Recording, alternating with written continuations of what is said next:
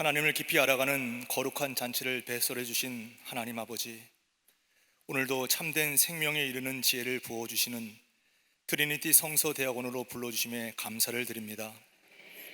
잠언 말씀을 통해 주시는 하나님의 지혜로 굴곡진 환경과 처지를 뛰어넘는 갑절의 소망이 넘치는 복된 인생으로 변화시켜 주시옵소서.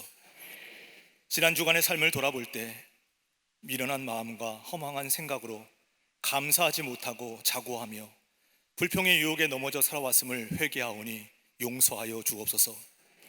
세리처럼 가슴치며 죄를 고백할 때 아무 공로 없어도 무조건 사랑하시는 예수님의 의를 힘입는 은혜의 기쁨이 온 교회에 충만케 하여 주시옵소서.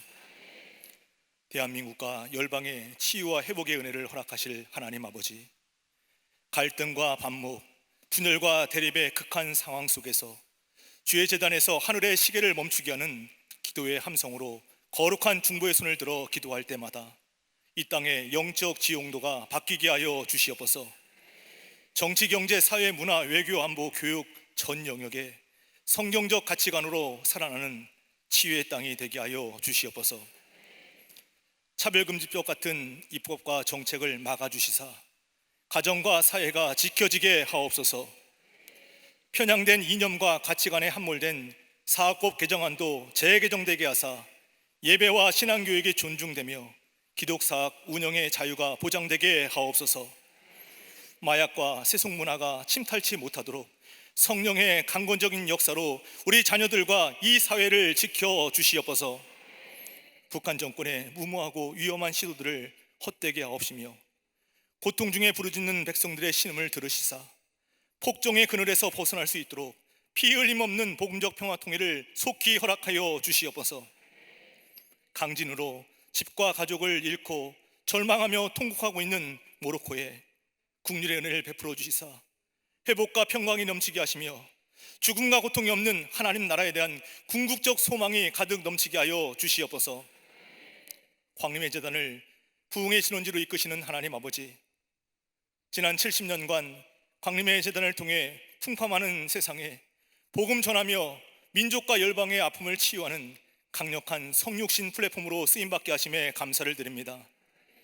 막중한 짐을 지시고 쉼없이 달려가시는 담임 목사님께 능력 위에 능력을 더하시사 피곤치 않게 하옵시며 주신 은사와 장점을 마음껏 발휘되어 한국교회와 열방을 향한 소명 이루어 가시도록 글로벌 리더십의 중심에 세워 주시옵소서.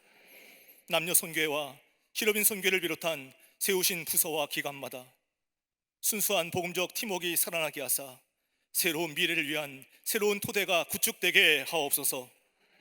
다음 세대를 세워갈 교회, 학교와 어린이집, 샤이닝 부서와 사랑부, 청년부와 청장년부마다 성령과 지혜가 충만한 믿음의 인재로 성장하게 하여 주시사 열방을 복되게 하는 글로벌 리더로 세워지게 하여 주시옵소서. 동탄 광림교회를 비롯한 지성정과 국내 선교지마다 복음주의 세태를 막는 강력한 영적 방파제로 쓰임받게 하여 주시옵소서.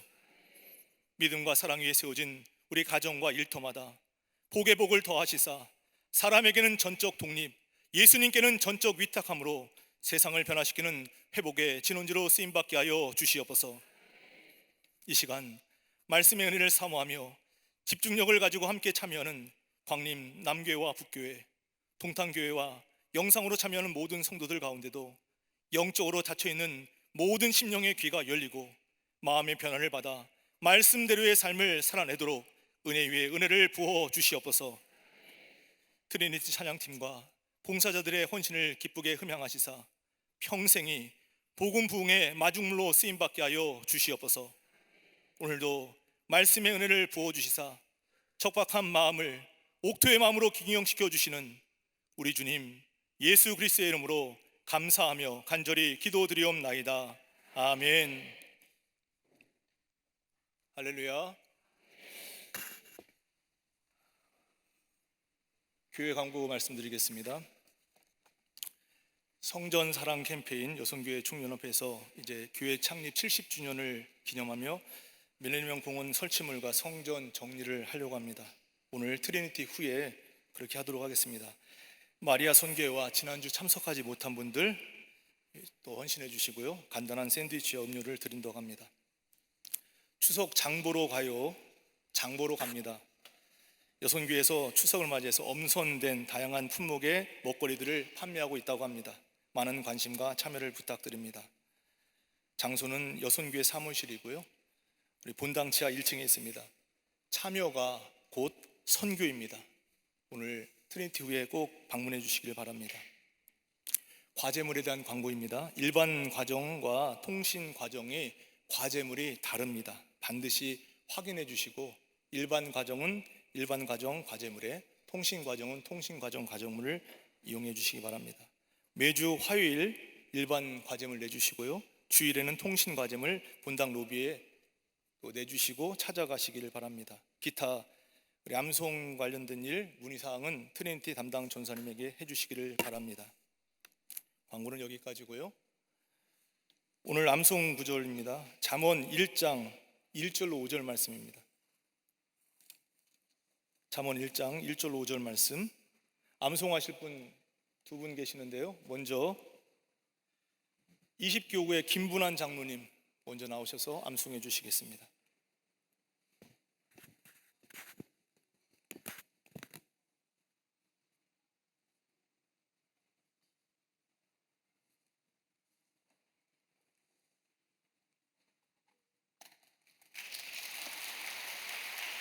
이십교구 김분한 장로입니다. 오늘 암송은 잠언서 1장 1절에서 5절까지입니다.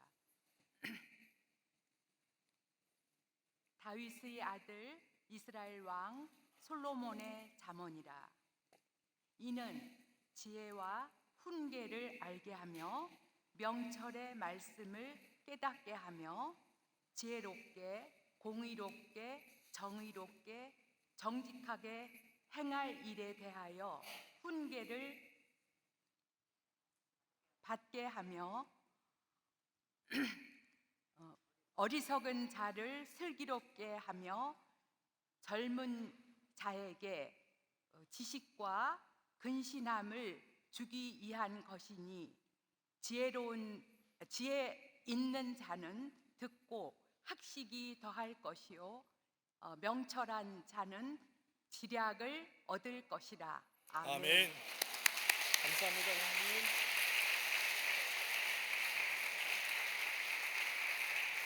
다음은 25교구의 이윤희 권사님 암송해 주시겠습니다. 잠언 1장 1절로 5절 말씀입니다.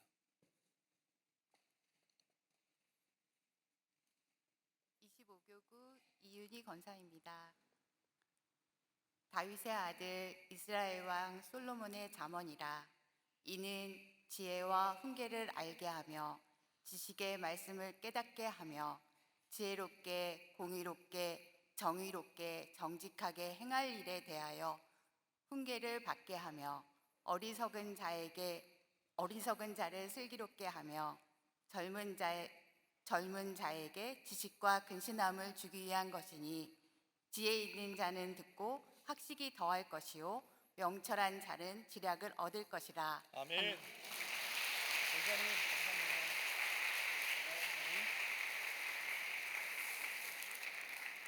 오늘 3장부터 공부하셔야 되는데요. 오늘 4장 말씀을 읽고 공부하도록 하겠습니다. 잠언 4장 1절로 27절까지 말씀.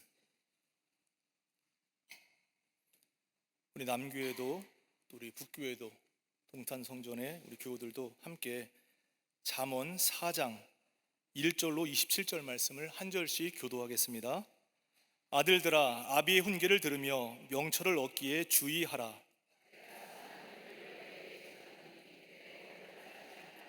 나도 내 아버지에게 아들이었으며 내 어머니 보기에 유약한 외아들이었노라.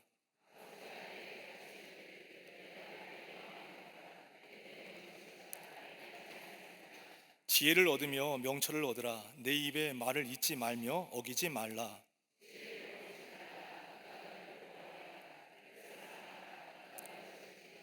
지혜가 제일이니 지혜를 얻으라. 내가 얻은 모든 것을 가지고 명철을 얻을지니라.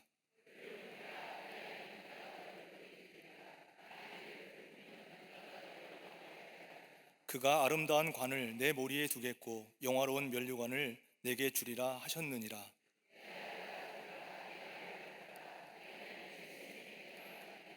내가 지혜로운 길을 내게 가르쳤으며 정직한 길로 너를 인도하였은즉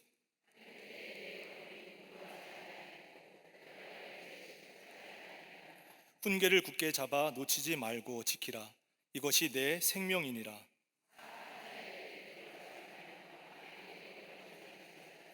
그의 길을 피하고 지나가지 말며 돌이켜 떠나갈지어다.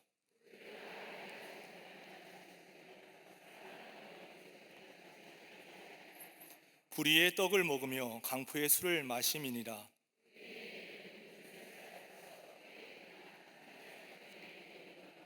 악인의 길은 어둠 같아서 그가 걸려 넘어져도 그것이 무엇인지 깨닫지 못하느니라.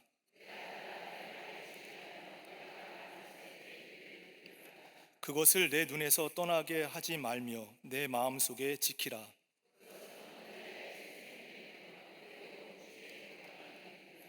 무릇 지킬 만한 것 중에 더욱 내 마음을 지키라. 생명의 근원이 이에서 남이니라.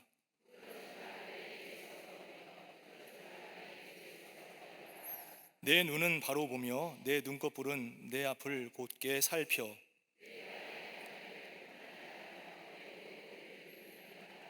좌로나 우로나 치우치지 말고 내 발을 악에서 떠나게 하라. 아멘. 할렐루야. 오늘도 하나님의 은혜가 우리 모두에게 넘치기를 간절히 원합니다. 우리 지난주 강의 이어서 3장부터 하도록 하겠습니다. 먼저 지난주 강의한 6페이지에 일부 2처로 표현되어 있는데 일부 1처가 맞습니다. 그거 수정해 주시기 바랍니다. 일부 2처 아니에요. 일부 1처입니다. 우리 3장 1절부터 35절까지 말씀해 보시면 지혜를 얻는 자가 누릴 복에 대해서 설명합니다. 표제는 젊은이에게 주는 교훈이라 되어 있습니다. 2장 그 내용상의 어떤 진전이 이제 3장에서 이루어지는데 아버지의 말을 받아들이라고 하는 것에서 그 말씀을 이제 지켜서 보존하라라고 하는 것으로 진전을 이룹니다. 말씀을 받아들이는 것에서 끝나는 것이 아니라 지켜서 보존하라. 그리고 하나님을 알게 될 것이라고 하는 것에서 이제 진전을 이루어서 범사에 하나님의 임재를 사모하라라고 하는 명령으로 이제 보다 구체적인 복의 내용이 전달되고 있습니다. 1절로 12절 말씀에는 지혜로 인한 복에 대한 설명이 나옵니다. 하나님의 뜻에 따라 살아갈 때 주어질 복된 삶의 확실성을 나타내고 있습니다. 하나님의 뜻을 따라 살아갈 때 주어질 복된 삶. 하나님의 뜻을 따라 살아가면 우리는 복된 삶을 살아가게 될 줄 믿습니다. 먼저 1절로 4절 말씀에는 하나님의 가르침을 따르라라고 하는 이제 그 내용이 나오게 됩니다. 명령이 나오고 그리고 그 명령에 대한 결과가 나오게 됩니다. 1절 말씀 보시면 내 마음으로 나의 명령을 지키라 명령이 나옵니다. 그리고 이제 그 결과로서 4절 말씀에 보면 은총과 귀중히 여김을 받을 것이다. 진전을 계속해서 이루게 됩니다. 또 5절로 12절 말씀 보시면 가르침의 순종함으로 나타나는 유익이 무엇이냐라고 하는 걸 설명합니다. 하나님과의 바른 관계가 회복될 것이다 라고 하는 것. 하나님 말씀에 순종하게 되면 하나님과의 관계가 회복됩니다 라고 하는 것. 그래서 5절 6절에는 철저한 하나님의 의례를 얘기하고 있습니다. 철저한 하나님의 의례. 하나님과의 관계를 회복하기 위해서는 철저하게 하나님을 의지하십시오 라고 나옵니다. 그것이 5절에 나오는 말씀 명령으로 나오는데요, 너는 마음을 다하여 여호와를 신뢰하고 내 명철을 의지하지 말라 명령합니다. 그리고 나서 그 결과로서 너는 범사의 그를 인정하라. 그리하면 내 길을 하나님께서 지도하실 것이다. 이 결과가 나옵니다. 7절 8절 말씀 보십시오. 내용상 진전을 이루고 있는데 철저한 하나님을 경외하라고 하는 것, 스스로 지혜롭게 여기지 말지어다, 여호와를 경외하며 악에서 떠날지어다 라고 명령합니다. 그리고서 그 결과로 이것이 내 몸에 양약이 되어 내 골수를 윤택하게 할 것이다 명령하고 그 결과에 대해서 얘기합니다. 또 9절로 10절 말씀에 보면 철저한 하나님 공경에 대해서 얘기합니다. 내 재물과 내 소산물의 처음 익은 열매로 여호와를 공경하라 명령이 나옵니다. 그러면 어떤 결과가 나옵니까? 그리하면 내 창고가 가득히 찰 것이고 내 포도주 틀에 새 포도주가 넘칠 것이다. 명령하는데 그 명령에 대한 결과를 말씀하시는 이런 진전이 나옵니다. 11절 보십시오. 내 아들아, 여호와의 징계를 경히 여기지 말라. 그 꾸지람을 싫어하지 말라라고 명령합니다. 그리고 나서 그 결과로 12절입니다. 대저 여호와께서 그 사랑하시는 자를 징계하시기를 마치 아비가 그 기뻐하는 아들을 징계함 같이 하시느니라. 여기 징계라고 하는 말이 나옵니다. 사랑하는 자를 징계하신다. 그러니까 징계한다는 말을 우리식으로 쉽게 표현하면 자식 만들기입니다. 부모가 그 자식 잘 되라고 징계합니다. 그러니까 사랑하는 자를 징계하는 것처럼 하나님께서 우리를 징계하신다고. 그러니까 징계를 받을 때 그것을 우리가 싫어할 것이 아니라 오히려 나 잘 되게 만드시는 하나님의 은혜의 손길이 있다라고 하는 것, 그 결과를 누릴 수 있게 되길 간절히 원합니다.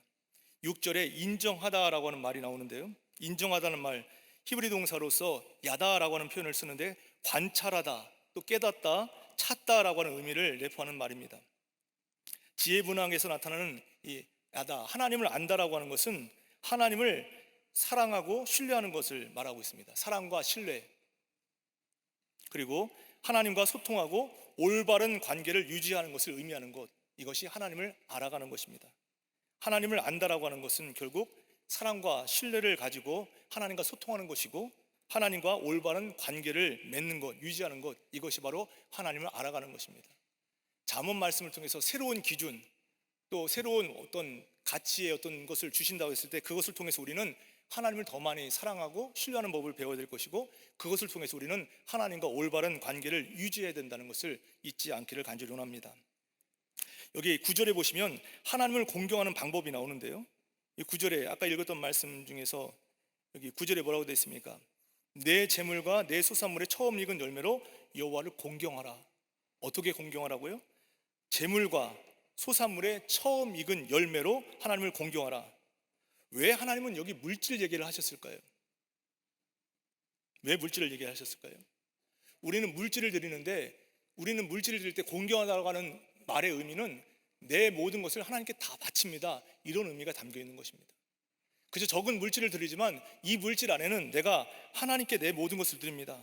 하나님께서 지혜 주신 것입니다. 하나님께서 내 모든 것을 주셨기 때문에 나는 감사의 표현으로 하나님께 이렇게 드립니다.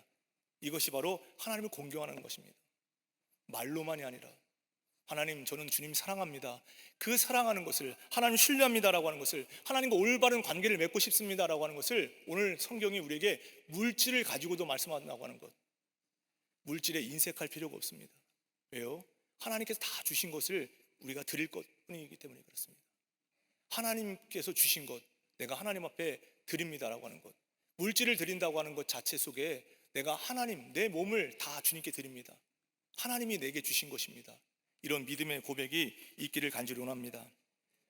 13절로 20절에는 지혜의 고상함에 대해서 얘기합니다. 지혜자에게 참된 소망 잃지 않기 위해서 위로로 주는 메시지가 13절부터 20절입니다. 14절로 15절 말씀 보시면 세상 것과 대조되는 하나님의 지혜의 가치에 대해서 얘기합니다. 여기 지혜는 은, 정금보다 낫고 진주보다 귀하다라고 합니다. 그래서 사모하는 모든 것과 비교할 수 없다라고 하는 것, 뭐가요? 지혜가. 하나님이 그렇다는 얘기입니다. 세상의 가치와 기준을 쫓는 무리들의 행위가 세상적으로 가치가 없음을 드러내고 오히려 하나님을 추구하는 것, 하나님과 신뢰를 갖고 살아가는 것, 하나님과 좋은 관계를 맺고 살아가는 것이 가장 가치 있는 일입니다 라고 말씀하고 있습니다. 16절로 18절 말씀에는 지혜의 능력에 대해서 얘기합니다. 지혜의 오른손에는 뭐가 있습니까? 장수가 있다고 했고 왼손에는 부귀가 있다, 16절에 얘기합니다. 여기 양손을 다 쓰고 있는 것은 바로 지혜를 획득한 자가 얻게 될 풍성함에 대해서 말하고 있는 것입니다. 그것을 강조하는 표현입니다. 왼쪽에도 오른쪽에도 하나님의 풍성함이 있습니다. 히브리인들, 우리도 마찬가지겠지만 관행상 오른손은 능력을 얘기합니다. 하나님의 오른손이 나와 함께 하신다 할 때 능력이고, 왼손이라고 하는 건 영광을 그렇게 상징합니다. 그러니까 하나님의 능력이, 또 우리에게 주신 영광이 오늘 하나님 앞에 우리는 받아 누리고 있습니다 라고 하는 것을 말씀하고 있는 것입니다. 17절을 보시면 지혜의 길은 즐겁다라고 표현되어 있고 지혜의 지름길은 평강이다 라고 표현합니다. 지혜의 길은 즐겁습니다. 하나님을 만나고 하나님을 알아가고 하나님과 교제하는 것은 참으로 즐거운 일입니다. 믿으십니까? 그리고 그 지혜의 지름길이 바로 우리에게 평강의 길로 인도하십니다. 어떤 근심과 염려, 걱정, 불안 이런 것들을 가지고 이전에 오셨던지 간에 오늘 나갈 때는 주님 주시는 평강으로 무장되어서 나갈 수 있는 그런 은혜가 있기를 간절히 원합니다. 18절 보면 지혜를 얻는 자에게는 바로 생명나무다라고 표현을 하고 있습니다. 생명나무로 설명하는 것, 세상적인 가치의 기준과 차이가 있다는 얘기입니다.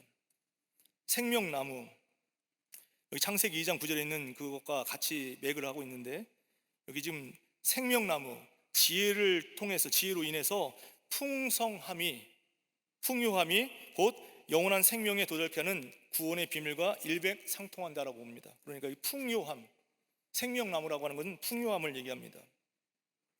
풍요함. 19절로 20절 말씀에는 하나님의 지혜와 창조의 관계를 설명하는데요, 지혜로 땅에 털을 놓으셨습니다. 하나님이 그렇게 하셨다는 얘기고요, 하나님의 명철로 하늘을 견고히 세우셨습니다. 그러니까 하나님이 그렇게 하셨다고 하는 것에 대한 인정이 우리 가운데 있느냐라고 하는 것입니다. 20절 보면 깊은 바다를 갈라지게 하셨고 공중에서 이슬을 내리게 하셨습니다 라고 표현합니다. 이것은 이스라엘을 위한 하나님의 구원 행위를 지금 우리에게 나타내고 있는 것입니다. 구원 행위, 이슬을 내리게 하신 것, 땅의 생명체들을 살게 하신다는 얘기고,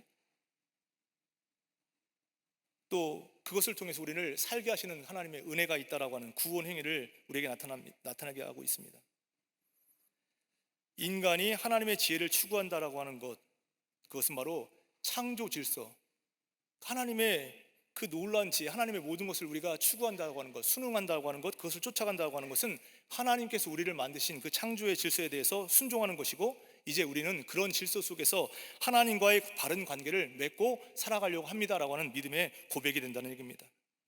하나님의 지혜를 추구할 때 어떻게 됩니까? 영원한 생명을 소유할 수 있게 된다라고 하는 걸 깨닫습니다. 영원한 생명을 우리가 소유하게 됩니다. 그러니까 지혜를 소유하셔야 됩니다. 그러면 그 지혜를 소유한 것 자체가 바로 영원한 생명을 소유한 것과 마찬가지다라고 얘기합니다. 21절로 35절 끝까지 말씀 보시면 이제 지혜자와 타인과의 관계에 대해서 설명을 합니다. 먼저 21절로 26절 말씀에 보시면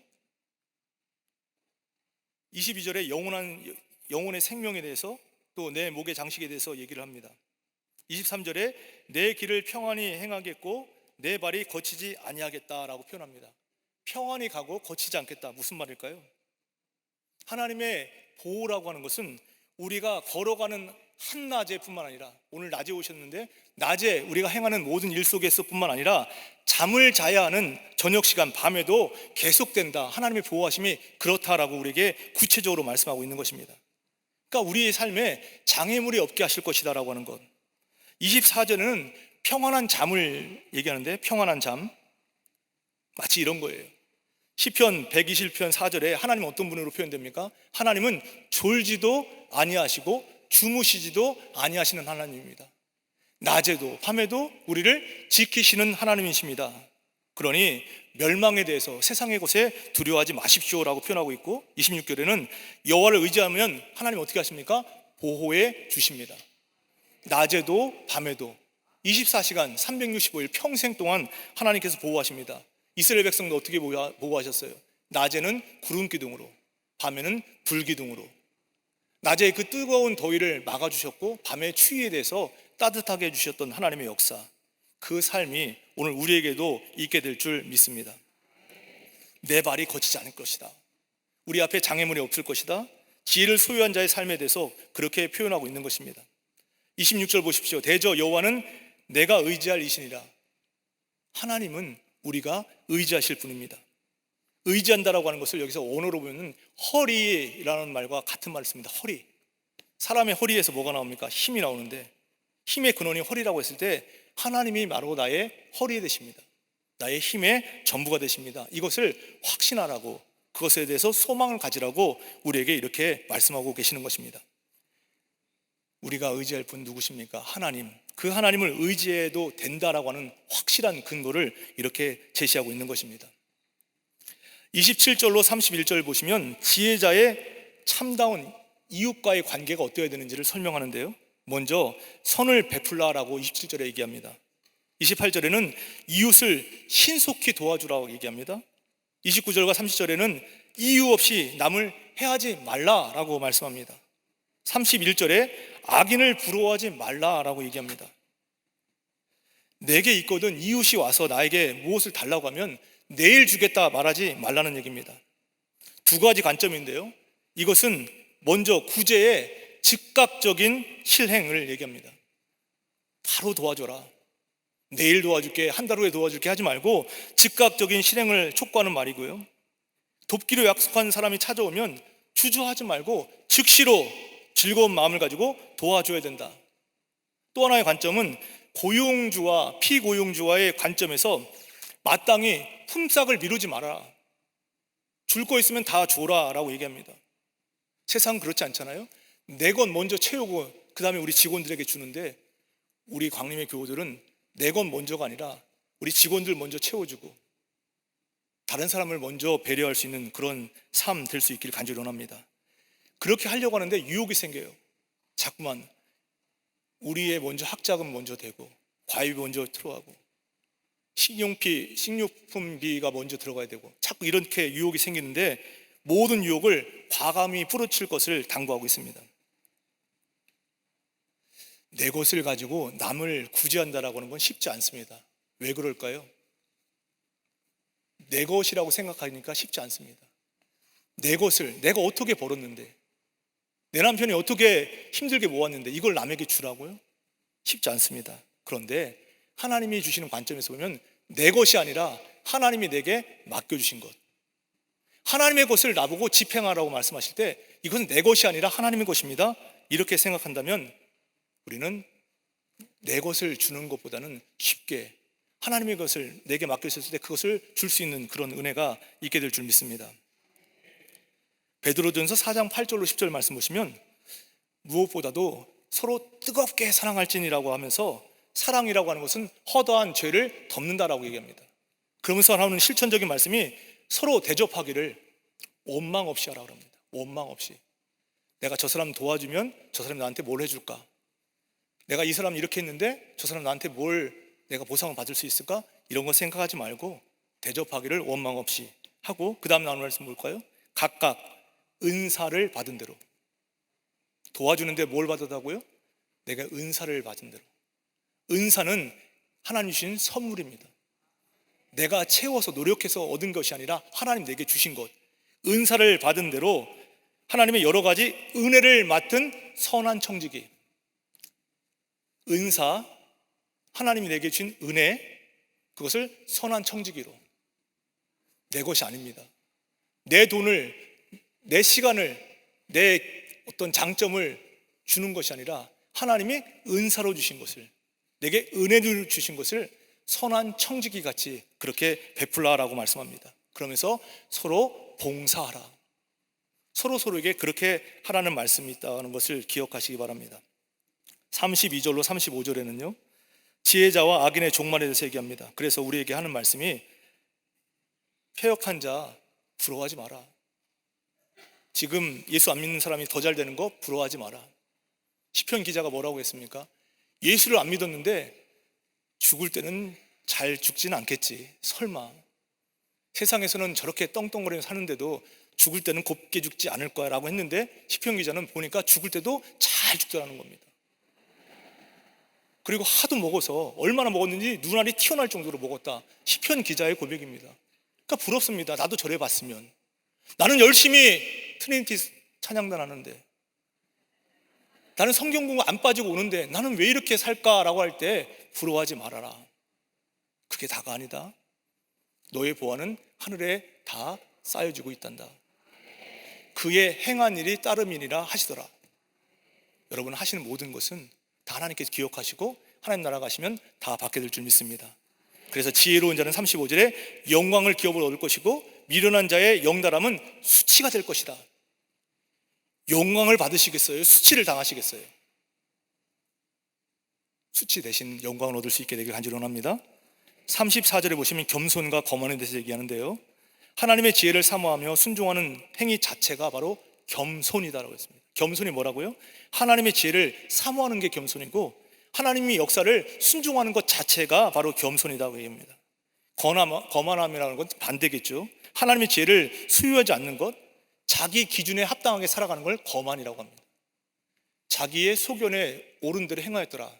사사기의 공통된 특징, 지금 이 시대의 모습들, 자기 마음대로 살아갑니다. 아니, 내가 내 돈 가지고 내가 내 마음대로 쓰겠다는데 네가 뭐야? 라고 하는 그 모습에서 잘 생각해 보세요. 내가 내 돈 가지고 내가 쓰는 게 아니라 하나님이 내게 맡겨주신 것 가지고 내가 집행해야 되는데 선한 청지기 같이 하십시오. 그게 우리의 삶의 바른 관점이고 기준이 된다는 얘기입니다. 결국 이것을 통해서 철저한 하나님의 지혜에 대한 신뢰의 중요성을 깨달아 볼 수 있습니다. 하나님의 지혜에 대한 신뢰, 하나님 말씀이 제일이라고 생각해 보십시오. 내 경험과 내 지식과 내 판단이 아니라 하나님 말씀, 주님 말씀하시면 가라 하면 가고, 주님이 서라 하면 서고, 주님 기다리라면 기다리는 것. 아닌데요, 왜 그렇게 하실까? 이게 아니라 하나님이 하라는 대로 하는 것, 이게 지혜인 줄 믿습니다.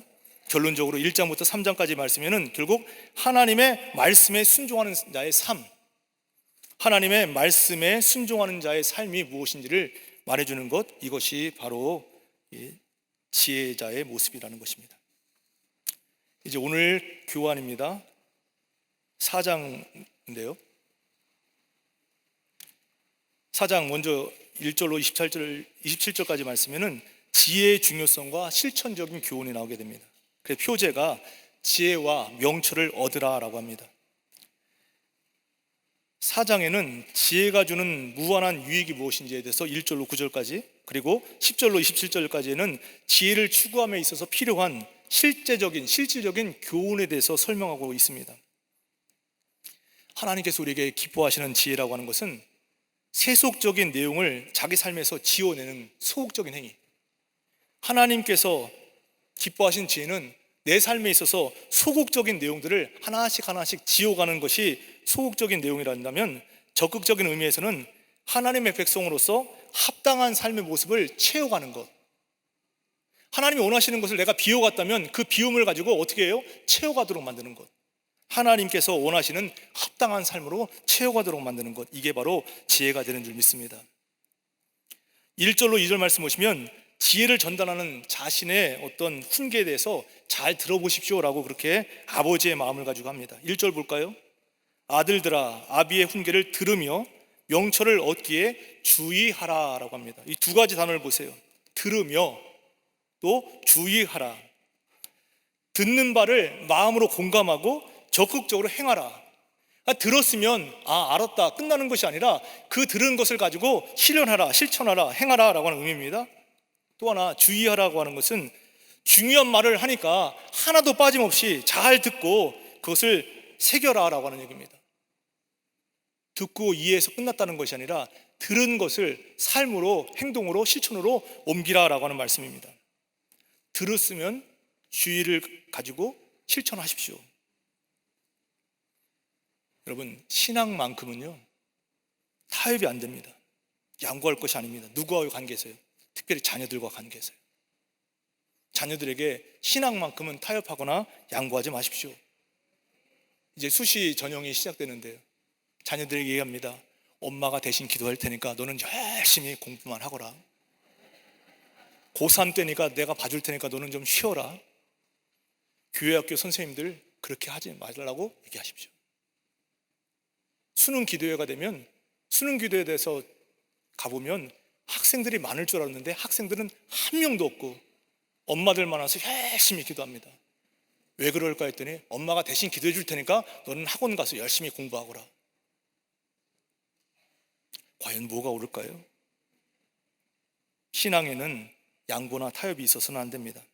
신명기 6장 7절 말씀에 내 자녀에게 부지런히 가르치며 집에 있을 때, 길을 행할 때, 앉았을 때, 일어났을 때 말씀을 강론해라. 대한민국 아이도 안 낳고 점점 힘들어지는데 저출산 문제는 심각합니다. 0.78명. 외국 인구학자가 그 얘기를 듣고 대한민국 금방 망한다 이렇게 했습니다. 저는 그렇게 보지 않습니다. 하나님이 살아계시는 한 우리는 망하지 않습니다. 그런데 중요한 것은 0.78명이라고 하는 한 명도 안 나는, 여자분들이 안 나는 그런 세대 속에서도 우리가 책임져야 됩니다. 무엇을요? 자녀들에게 말씀을 가르치십시오. 교회학교 보내십시오. 교회학교 훈련받게 하십시오. 기도해 주십시오. 집에서 학교 보내기 전에 기도해 주십시오. 게임한다는 거 탓하지 마시고 엄마와 같이 붙잡고 성경 한 장이라도 읽어보십시오. 애가 달라지지 않을까요? 공부해라 놓고 엄마는 유튜브 보고 있으면서 아이들에게 그렇게 하면 애가 듣겠습니까? 애들 공부할 때 옆에서 기도하는 것을 보여주십시오. 애가 기도할 때 옆에서 말씀 읽는 것을 엄마들이 보여주시면 저는 대한민국에 소망이 있다고 봅니다. 다 안 해도 상관없습니다. 광림교회에서 그렇게 한다면 우리는 이겨낼 수 있습니다. 타협하지 마십시오. 자녀들에게 신앙을 남겨주십시오.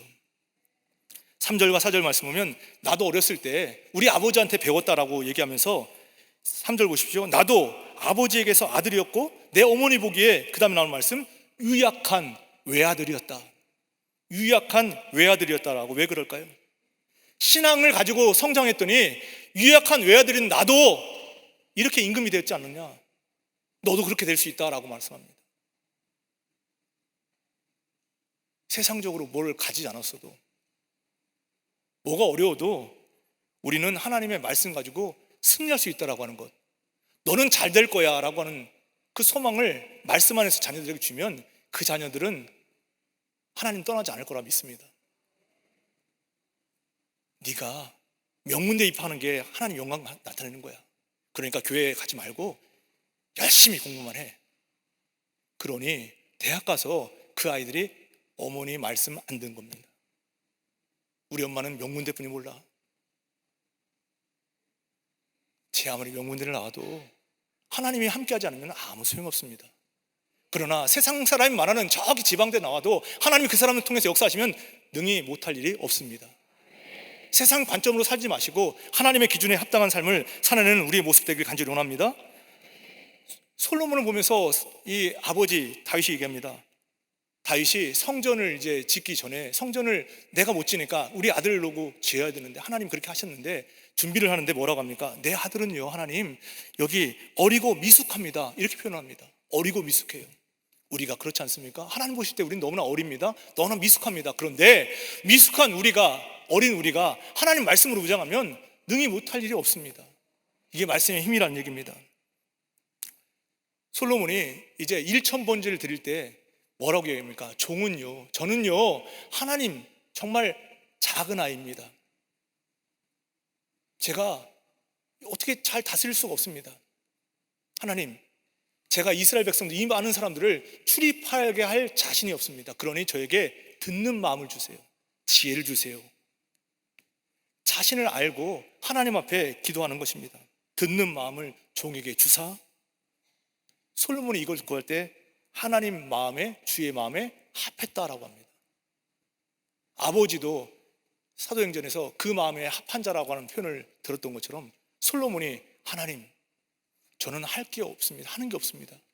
하나님 저를 듣는 마음을 주시고 지혜를 주셔서 이스라엘 백성들을 관리할 때 저 사람들이 잘 출입할 수 있도록, 하나님 앞에 잘 나갈 수 있도록 도와주세요. 그 기도가, 그 요구가 하나님 마음에 들었더라. 하나님 마음에 들면 다 책임져 주십니다. 하나님 마음에 들지 않으면 아무리 기도를 해도, 용을 써도, 뭐 40일, 50일, 1000일 기도를 해도 안 되는 건 안 됩니다. 그러나 작은 신음에도 하나님 마음에 들기만 한다면 하나님 다 해결해 줄 줄 믿습니다. 신앙의 위대함이 무엇인지를 알리는 이 모습, 약한 자라도, 유약한 자라도 세계 최강자가 될 수 있다고 하는 걸 보여주는 모습. 모세의 가르침을 보세요. 신명기 28장에서 보면 너희가 하나님 말씀을 잘 듣고 지켜 행하면, 여호와 말씀을 잘 듣고 실천해서 삶과 그것을 말씀을 따라가면 너는 세계 모든 민족 위에 뛰어나게 하실 것이다. 신명기 7장에서 28장에서 그 얘기를 하는데, 신명기 7장에서 7절에서 뭐라고 하냐면, 이스라엘 백성들을 하나님께서 선택하신 이유는 저들이 수요가 많아서가 아니라 오히려 저는 저 사람들은, 이스라엘 백성들은 세상 모든 민족보다 숫자가 작은 민족입니다. 실질적으로 그렇잖아요. 이스라엘 땅이 큽니까? 인구가 많습니까? 그런데도 저들을 사용하신 이유, 하나님 말씀을 듣고 지켜 행하는 자가 어떻게 되는지를 보여주기 위함이라는 것입니다.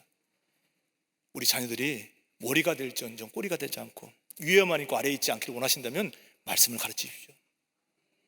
명문대만 가야 된다. 어떤 분은 컨닝해도 좋으니까 성적 잘 받아와. 그러니 엄마 말을 안 듣는 겁니다. 우리 엄마는 1등분이 몰라. 하나님 앞에 1등하는 법을 가르치십시오.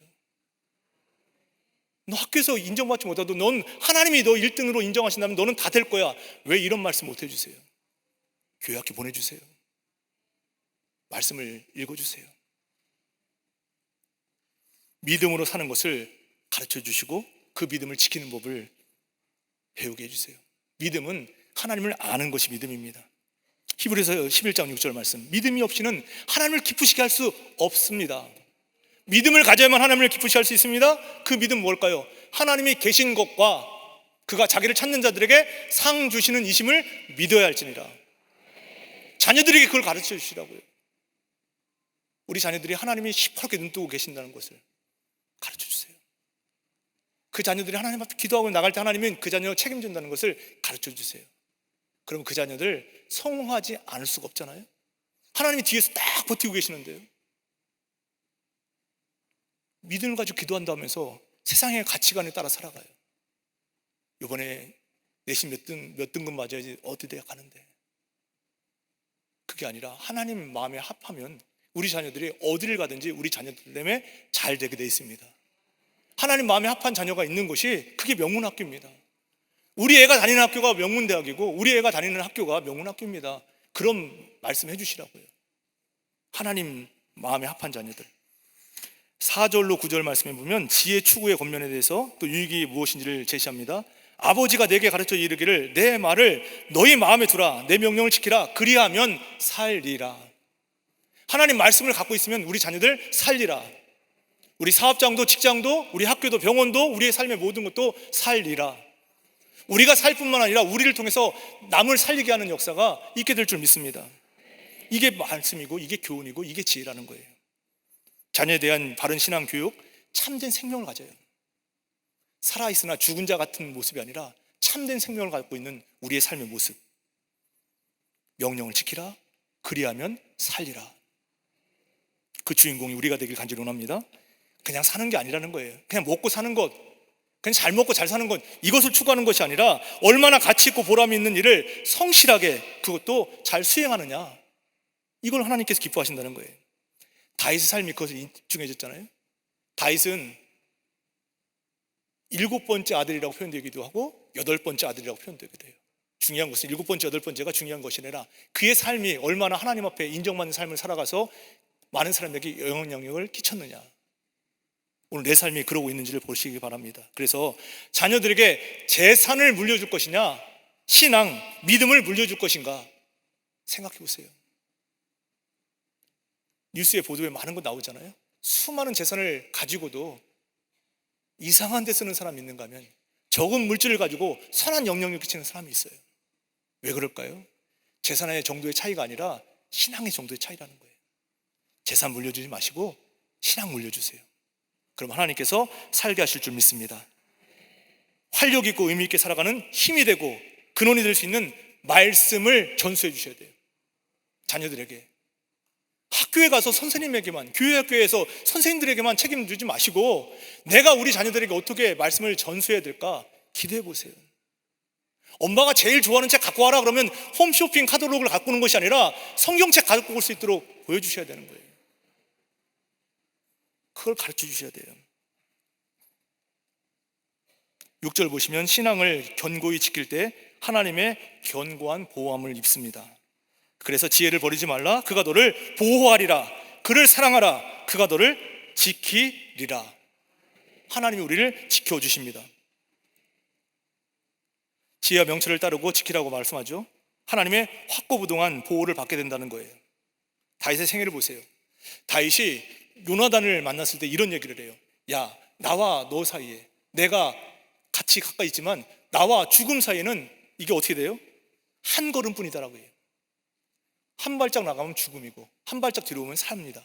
그러니까 이렇게 삶을 위태롭게 살아가야 나를 죽이려고 하는 사울 때문에. 근데 그 다윗이 그렇게 고백했지만 결국은 하나님이 그를 죽이게 하셨습니까? 아니요. 기준점을 만들었잖아요.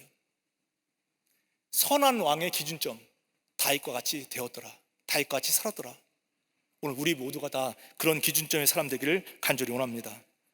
하나님의 지혜와 명철을 구하고 쫓아가야 돼요. 그럴 때 어떤 삶의 모습이 있었는지 다니엘과 세 친구의 모습이 있었잖아요. 다니엘에게 얘기하죠. 이제는 왕 외에 다른 사람에게 전하거나 기도하거나 하면 무조건 체포해서 죽는다, 이렇게 얘기하잖아요. 그런데 끄떡하지 않아요. 하나님에 대한 신뢰가 있기 때문에 창문을 예전처럼 활짝 열어놓고, 우리 같으면 그러잖아요. 하나님 앞에 기도하면 되는데 창문 뭐 오늘 닫는다고 뭐 되겠어? 안 보이게 창문 닫고 기도하자, 그럴 텐데 아니에요. 신실해요. 창문을 활짝 열어놓고 전과 같이 동일하게 기도를 해요. 그걸 보고서 고소하잖아요. 제가 기도했대요. 사자의 모기가 되지 않아요. 하나님이 그를 지켜주세요. 사자 입을 확 공허하잖아요. 근데 그 참소했던 사람이 내려갈 때, 그 굴에 집어 던질 때 사자가 점프해갖고 그 사람이 땅에 도달하기 전에도 사자가 갈기갈기 찢어놨잖아요. 다니엘을 털끝 하나도 건들지 못한 그 사자가, 참소했던 사람은 그렇게 만들어놔요. 아드락과 메삭과 아벳느고, 사드락과 메삭과 아벳느고를 생각해 보세요. 세 친구들, 너 나한테 절해야 돼. 지금이라도 좋으니까 너 지금 절하면 내가 목숨을 살려줄게. 만약 그렇지 않으면 실베나 뜨거운 풀무불에 너 집어넣을 거야. 어떻게 하실까요? 좋은 게 좋으니까 그냥 눈 딱 감고 한번 절하자. 그렇지 않았어요. 하나님이 보시는데 절대 흔들리지 않아요. 나는 들어갈 겁니다. 그런데요, 왕이 모르는 게 하나 있는데, 내가 들어가면 하나님께서 나를 건져주실 거고 그리 아니하실지라도, 일사각오의 이런 정신이 아니라 하나님이 누군지를 사드락과 메삭과 아벳느고가 알아요. 그리고 실질적으로 들어갔는데 왕이 이상한 거잖아요. 야, 분명히 지금 3명 넣었지. 근데 왜 내 눈에는 지금 4명이 왔다 갔다 하는 게 보이니? 실베나 뜨거운 풀무불이라고 하는 것은 풀무불을 넣었던, 그걸 불을 지폈던 그 관리가 불에 다 죽을 정도로 뜨거웠어요. 근데 그 속에 집어넣는데, 3사람 집어넣는데 4사람이 왔다 갔다 해요. 집어넣은 거 다시 나오라. 나왔는데 옷이 그을린 냄새조차도 안 났어요. 그게 하나님의 보호하심인 줄 믿습니다. 하나님은 우리가 위기의 순간이나 어려움 속에서도 우리를 어떻게 하세요? 우리를 지키시는 분. 내가 항상 주와 함께하니 주께서 오른손으로 나를 붙드심이니다. 오른손이 뭐라 그랬죠? 능력, 힘. 하나님이 힘으로 나를 붙드세요. 겁내지 마세요. 쫄지 마세요. 하나님 내 뒤에 딱 버티고 계시는데요. 다윗처럼 살아가세요. 다 와. 너는 내가 믿는 하나님, 그 만군의 하나님 이름을 모욕하는데, 넌 칼과 단창 가지고 나왔는데 나는 그 하나님의 이름 가지고 나간다. 이름 가지고 나간다. 이게 믿음이에요. 하나님을 최우선 순위로 높여드리는 삶 살아갈 수 있게 되길 간절히 원합니다. 7절 말씀에 지혜가 제일이니 으뜸이니 지혜가 다니 최상인 것이니 지혜를 얻으라. 하나님 제일주의로 살아가십시오. 말씀 제일주의로 살아가라는 거예요. 하나님 높이라고 하는 거예요. 근본이신 하나님을 높이세요. 그럼 하나님께서 우리를 높여주십니다. 네가 살아있느냐 나는 너를 높여주겠다. 우리 자녀들에게 그걸 가르쳐 주시라고요. 입시에 두려움에 떨고 있는 자녀들에게 하나님이 너를 높여주실 거야. 전제는 뭐라고요? 네가 나를 사랑했기 때문에 나는 너를 높여주겠다. 하나님께서 우리를 높여주시고 연없게 하실 줄 믿습니다. 오늘 지금 이 시간에 내가 가장 소중히 여기는 것이 무엇인가를 보세요. 트리니티 열심히 해드릴 테니까 돈 주세요, 집 주세요, 건강 주세요. 이것이 우선순위인지, 하나님을 기쁘시게 하는 삶을 살아가는 게 우선순위인지 잘 돌아볼 수 있기를 원합니다. 10절로 19절 말씀에 지혜에 대한 순종의 촉구가 나오고 악인의 길에 대해서 경계하는 교훈이 나오게 돼요. 11절 볼까요? 내가 지혜로운 길을 너에게 가르쳤으며 정직한 길로 너를 인도하였다라고 표현해요. 지혜로운 길을 보여줬고 정직한 길로 인도했다. 11절 보면 지혜로운 길과 정직한 길, 여기 다닐 때라고 하는 말이 나오고 달려갈 때가 나오는데, 다닐 때라고 하는 말은 평범할 때, 일상 가운데, 일상적인 삶에서도 하나님 우리를 인도하십니다. 그리고 달려갈 때, 위급할 때, 어려운 순간에서도 하나님 우리를 보호하십니다. 지키십니다. 이런 표현이에요. 그러니 곤고하지 말고 실족하지 말고 하나님만 믿고 따라가라 라고 말씀하잖아요. 인생을 살아가는 매일의 삶에서 하나님이 역사하시고요, 환난을 만날 때도 흔들림 없이 하나님은 어떻게 하신다고요? 지켜주실 것입니다. 믿으세요. 시편 84편 11절 말씀에 여호와 하나님은 해요 방패시니라. 여호와께서 은혜와 영화를 주시며 정직하게 행하는 자에게 좋은 것을 아끼지 아니하십니다. 좋은 것을 아끼지 않으세요. 누가복음 11장 말씀 보면 이런 게 나오잖아요. 사람이 악할지라도 그 자식에게는 좋은 것을 줄 줄 알거든 하물며 하나님을 찾는 자들에게 뭘 주신다고요? 좋은 것, 그 좋은 것이 뭐라고 되어 있어요? 성령을 주시지 않겠느냐. 성령이 우리를 보호하신다니까요. 성령이 우리의 삶의 주관자가 되시고 인도자가 되세요. 우리의 삶의 모든 것을 주관하신다고요.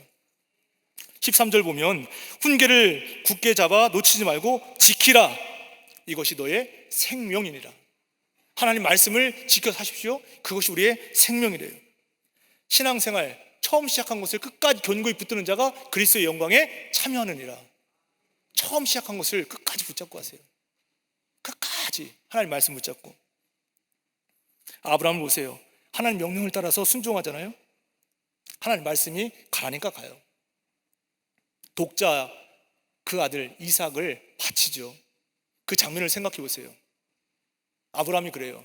사원들에게, 그 하인들에게 얘기를 해요. 야, 너희들은 여기서 있어. 내가 내 아들 이삭을 데리고 올라가서 예배드리고 제사드리고 우리가 내려올 것이다 그랬어요. 지금 자기는 뭐하러 가는 거예요? 아들 잡아먹으러 가잖아요. 하나님이 독자를 바치라고 하는데, 이삭을 바치라고 하는데 그 아들 데리고 가요. 아버지, 땔감은 제가 이렇게 메고 가는데 재물은 어디 있어요? 이 얘기를 들었을 때 아버지의 심정이 어땠을까요? 이 바보야, 너야 너, 이렇게 쉽게 얘기했을까요? 내 아들 죽이라고 하는데요. 아브라함은 평생을 살아가면서 그때까지 하나님의 신뢰가 있었어요. 하나님이 이 아들 준 것은 육체적인 생리학적인 의미에서 아들 준 것이 아니고 하나님이 그냥 주셨기 때문에, 은혜로 주셨기 때문에 이 아들을 불러가신다면 또 아들을 주실 거야, 이런 믿음이 있기 때문에 사원들에게 얘기하는 거예요. 너희들 여기 가만히 있어. 그런데 나와 내 아들이 올라가서 제사드리고 우리가 내려올 것이다 라고 하는 믿음이 있어요. 원래도 한다면 뭐예요? 내가 혼자 내려올 것이다 이렇게 얘기해야 되는데 그렇지 않았어요. 우리가 내려올 것이다. 이 믿음을 소유할 수 있게 되기를 간절히 원합니다. 고난과 어려움, 시련이 닥친다 해도 말씀을 붙드세요. 하나님은 그 말씀을 의뢰하는 자, 말씀을 의뢰하는 자의 생명을 버리지 않으시고 오히려 생명의 자리, 축복의 자리로 우리를 옮겨 주실 줄 믿습니다. 그게 믿음이에요. 하나님을 따라가세요. 하나님을 추구하세요. 하나님께서 우리를 그렇게 하신다는 거예요. 14절 보세요. 죄악의 길을 끊임없이 경계해야 됩니다. 우리가 사는 인생은 평안한 인생만 있지 않아요. 정직한 길만 놓여 있는 것이 아니라 사악한 자의 척경도 있고 악한 자의 길도 있어요. 그것을 얘기하고 있잖아요. 그런데 악한 유혹들이 끊임없이 있을지라도 거기에 경계하고 그 길로 걸어가지 말고 악의 길, 죄악의 길에서 떠나서 하나님 원하시는 그 말씀의 길로 찾아가십시오. 그러기 위해서 우리는 매일매일 나에게 스스로 명령하라는 거예요. 죄와 유혹의 길을 걷지 말고 하나님 말씀의 길을 가자라고 하는 것. 거짓과 불의의 길을 끊임없이 경계하라는 거예요. 베드로전서 5장 8절입니다. 근신하라, 깨어라 그래요. 근신하라, 정신 바짝 차리고 깨어 있어라. 너희 대적마귀가 우는 사자같이 두루다니면서 삼킬 자를 찾아다니는 거예요. 오늘 우리 권사님 잡아먹을까, 집사님 잡아먹을까, 그렇게 사자같이 다녀요. 근신하고 깨어 있으라고요. 그러니 트리니티 오셔야 되는 거예요. 안 오시면 잡혀 먹는다니까요. 안 오시면 어디 가서 뭐 하겠어요. 죄송하지만 기껏해야 커피숍 가셨고 저 좋은 전망에서 차 마시면서 뭐 이랬다 저랬다 남 좋은 얘기도 안 해요. 우리는 본질상 진노자녀라서 누가 이랬대 저기가 저랬대 당신한테도 그랬어? 나한테 그랬는데 험담하고 심판하는 얘기만 하지 근본적으로 안 해요. 그런데 하나님 앞에 나오니 여기서 최소한 여기서 말씀 듣는 시간엔 남 험담 안 하실 거 아니에요. 그러니 이 은혜의 자리에 나온 것이 참으로 복된 줄 믿습니다. 18절 보세요. 세상을 비추는 성도의 의로운 삶에 대해서 얘기합니다. 의인의 길은 돋는 햇살 같아서 크게 빛나서 한낮의 광명에 이르거니와. 의인의 삶, 여러분의 삶이 그렇게 한낮의 광명같이 빛나게 하신대요. 예수님 말씀하시잖아요. 마태복음 5장에서 너희는 세상의 빛이다. 세상의 빛이다. 최소한 우리 교인들이 있는 한 이 서울 땅에, 대한민국에 하나님의 은혜가 흘러넘칠 수밖에 없잖아요. 오늘 우리가 있는 한 어둠은 물러갈 수밖에 없어요. 빛과 어둠이 싸우진 않아요. 빛이 있으면 어둠은 자연적으로 물러가게 돼 있어요. 싸우지 않는다니까요. 여러분 자리를 지키세요. 장로님이세요? 권사님이세요? 집사님이세요? 성도님이세요? 그 자리를 지키세요. 그 자리를 지키면 그 자리가 빛나게 돼 있어요. 우리를 그렇게 쓰시려고 작정하시고 각오하시고 계획하시고 오늘도 이 자리에 불러주셨으니까요. 찬양팀 그런 마음 가지고 힘내서 찬양하세요. 오늘도 내가 찬양할 때 나는 힘들지 몰라도 듣는 회중들이 은혜를 받는구나.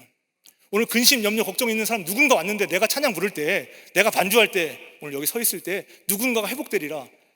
하나님 나를 그렇게 쓰신다니까요. 칭찬 안 해주셔도 돼요.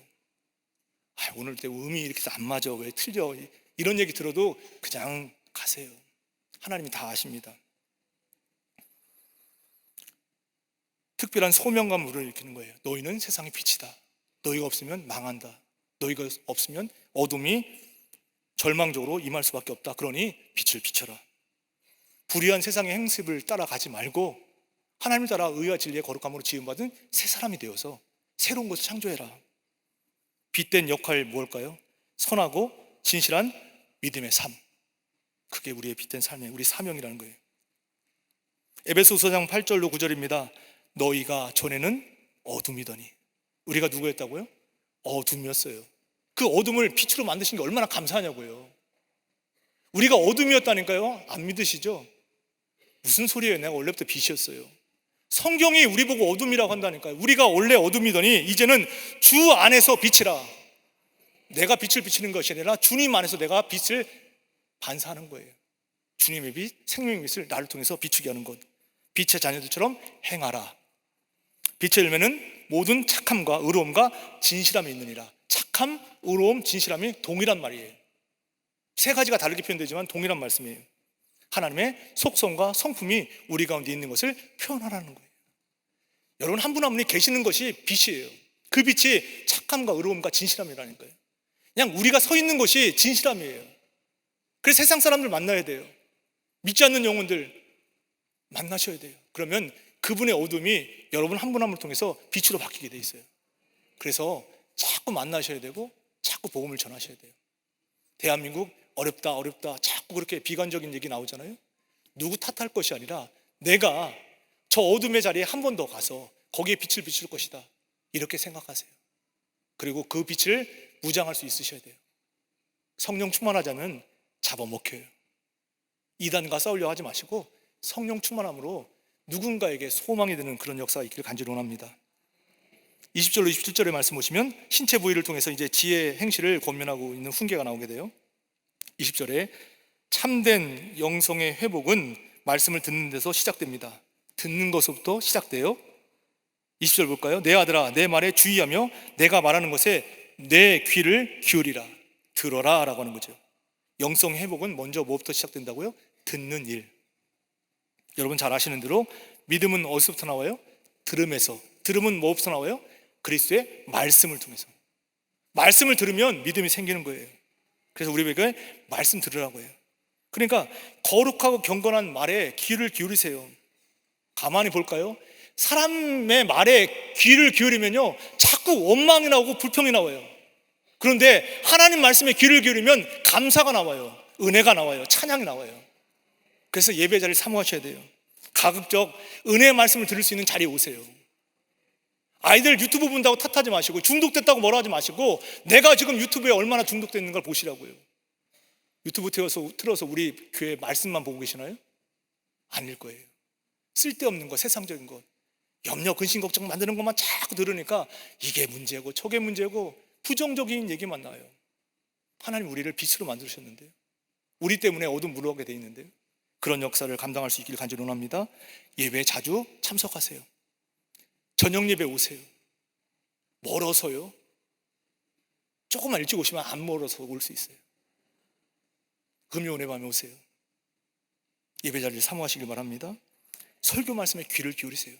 오늘 담임 목사님 통해서 내게 무엇을 말씀하실까? 일찍 오셔서 주보 피고서 오타 검색하지 마시고, 헌금 명세서 보고서 누구 이름 빠졌다고 말씀하지 마시고, 그날 말씀이 어딘지를 먼저 피시고, 그러기 위해서는 먼저 일찍 오셔야 돼요. 예배 시간 최소한 10분 전에 오셔서 앉으셔서 기도하시고 말씀 묵상하시고, 하나님 이 말씀이 제게 은혜가 되게 해주세요, 이렇게 기도해 보세요. 악한 말, 부정적인 말, 저속한 말 내뱉지 마세요. 그런 사람과 멀리 하세요. 그런 사람 가까이 하지 마세요. 우리의 귀가 달라지면요, 인격이 달라지고 인생 자체가 복되게 변화될 줄 믿습니다. 23절 말씀 보시면 마음을 지키라. 이제 우리 애울 구절이 23절부터인데요. 모든 지킬 만한 것 중에 누구의 뭐를 지키라고요? 마음을 지켜라. 왜냐하면 생명의 근원이 거기서부터 나오기 때문에, 마음에서 나오기 때문에 생명, 영원한 생명, 그 근원을, 그 마음을 지키라. 내 마음을 지키라고 그러죠. 두 가지 측면에서 보세요.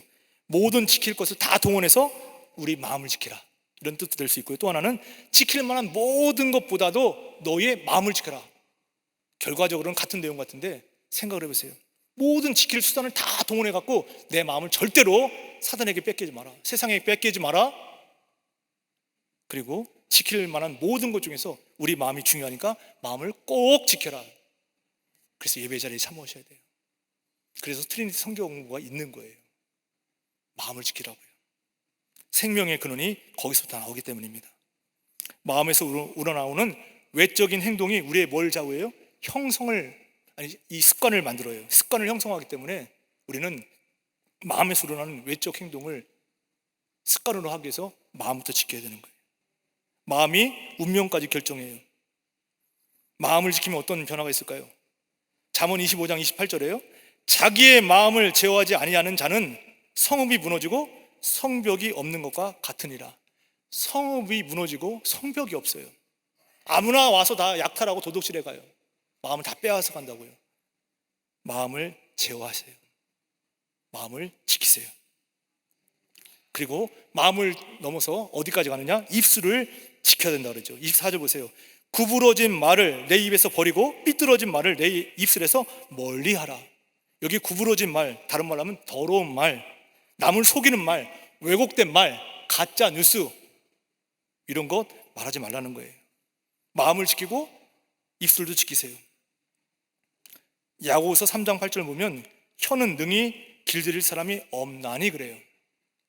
쉬지 않으냐는 악이요 죽이는 독이 가득한 것이니라. 말이 그렇대요. 죽이는 독이 가득해요.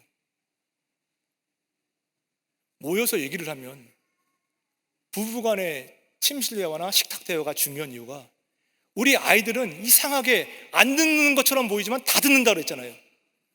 어른들은 듣는 것처럼 하면서도 하나도 안 듣고 기억도 안 한다 그랬잖아요, 지난번에도. 애들이 안 듣는 것처럼 하지만 엄마 아빠가 둘이 얘기를 하는데, 우리 교회 왜 이런지 모르겠어. 왜 그러지? 우리 지구장님 때문에 문제야. 지구장님 갈아야 돼. 이런 얘기를 아이들이 들으면 교회는 무조건 문제만 넘치는 곳인 줄 알아요. 문제가 있는 것이 교회인데요, 그런 건 맞는데 그 문제를 개선하고 복되게 만드는 것이 교회잖아요. 아이들한테 부정적인 일을 하면 그 아이들이 우리 교회 다 오고 싶겠어요? 우리 엄마 다니는 교회 안 나갈 거야.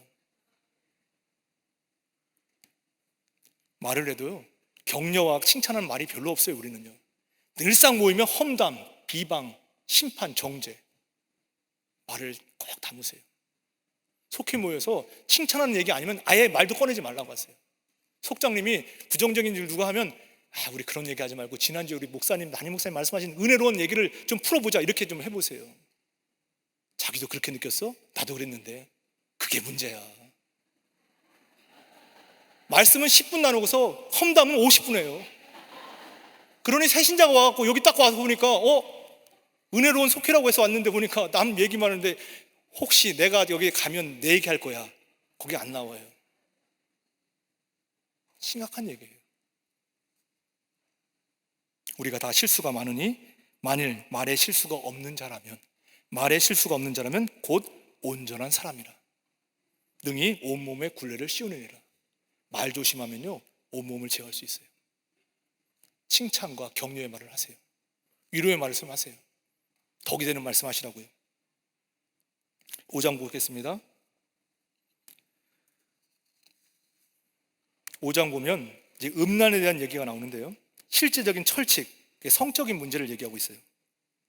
1절로 6절 말씀 보시면 지혜에 대한 순종이 나오고 위험성이 무엇인지를 고지해요. 뭐가 안 나왔어요? 그 앞에 5장 전에요, 제가 다 말씀드린 건데 은혜로운 말, 덕이 되는 말, 격려하는 말, 이걸 하세요.